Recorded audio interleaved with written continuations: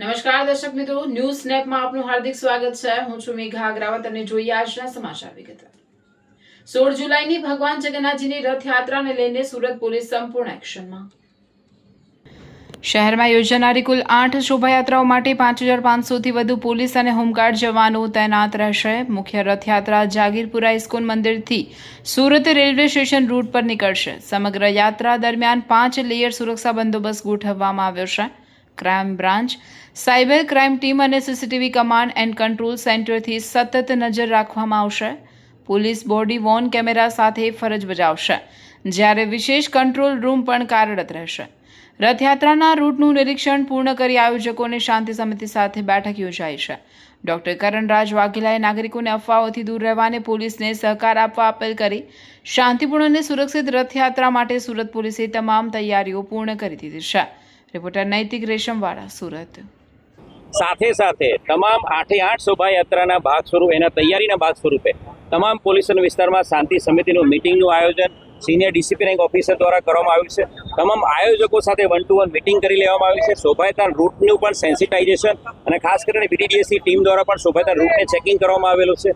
શોભાયાત્રા જે નીકળશે જે 16મી જુલાઈએ, તો તમામ શોભાયાત્રા રથયાત્રા રૂટ ઉપર સિનિયર અધિકારી, additional commissioner, deputy commissioner, ACP અને પીઆઈ એવા સિનિયર અધિકારી દ્વારા ટીમો તૈનાત કરવામાં આવેલી છે અને તમામ શોભાયાત્રામાં ઉચ્ચ અધિકારી દ્વારા બંદોબસ્ત ગોઠવવામાં આવ્યો છે.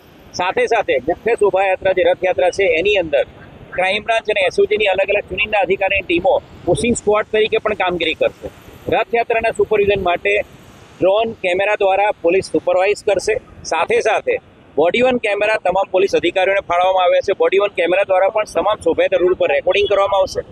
આ ઉપરાંત CCTV command and control room દ્વારા વિશ્વાસ પ્રોજેક્ટ અંતર્ગત સીસીટીવી કમાન્ડ એન્ડ કંટ્રોલ છે એ દ્વારા DCP rank officer command and control room મારફતે સમગ્ર શોભાયાત્રા રૂટ ઉપર સીસીટીવી કેમેરા દ્વારા સુપરવિઝન કરશે.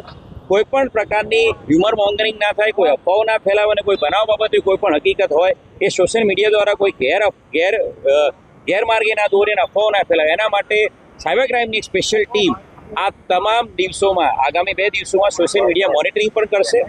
સાથે તમામ રૂટ ઉપર ફિક્સ બંદોબસ્ત, સ્ટેટિક બંદોબસ્ત, મૂવિંગ બંદોબસ્ત, ડીપ પોઈન્ટ બંદોબસ્ત અને ધાબા પોઈન્ટ બંદોબસ્ત, એમ 5 લેયરમાં બંદોબસ્ત ગોઠવવામાં આવ્યો છે. સમગ્ર સુરત શહેરની જનતાને મીડિયા મિત્રોના માધ્યમથી ભગવાન જગન્નાથજીની રથયાત્રામાં પ્રસાદ માટે, કીર્તન માટે અને દર્શન માટે લોકો જોડાય એવી તમને અપીલ કરું છું અને લોકોને એકદમ ધાર્મિક વાતાવરણમાં અને સામાજિક અને સૌહાર્દના વાતાવરણમાં લોકો આ તહેવાર ઉજવે એવી શુભકામનાઓ પાઠવું છું.